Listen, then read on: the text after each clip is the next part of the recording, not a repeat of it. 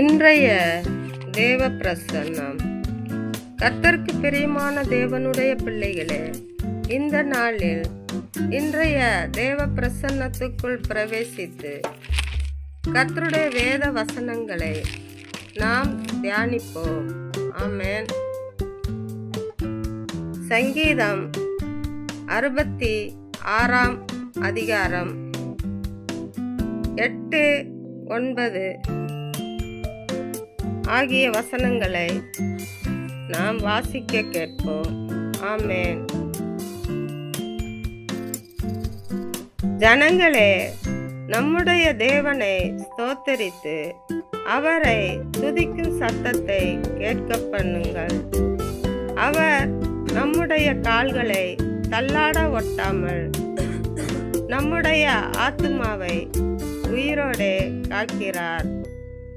தேவனே, எங்களை சோதித்தீர், வெள்ளியை புடமிடுகிறது போல எங்களை புடமிட்டீர். ஆமென். கர்த்தருக்கு பிரியமான தேவனுடைய பிள்ளைகளே,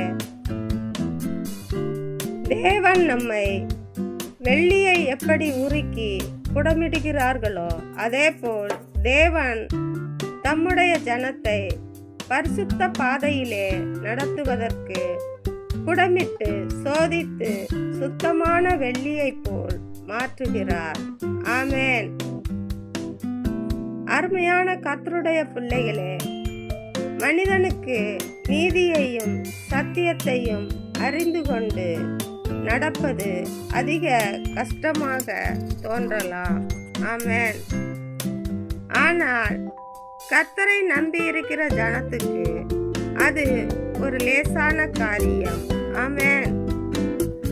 நாம் கர்த்தருடைய பாதத்திலே காத்திருந்து கர்த்தரை துதிக்கும் பொழுது, கர்த்தருக்கு நம்முடைய சத்தத்தை தொனிக்க பண்ணும் பொழுது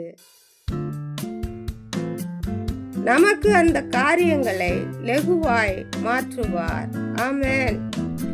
ஆகையால் கர்த்தருக்கு பயந்த ஜனமே, கர்த்தர் நம்முடைய கால்களை தள்ளாட விடாமல் நம்முடைய ஆத்துமாவை உயிரோடே காக்க வல்லவராயிருக்கிறார். கர்த்தர் நம்மை நீதியின் வஸ்திரத்தால் அழகு பார்க்க விரும்புகிறார். ஆமென், ஆமென், ஆமென்.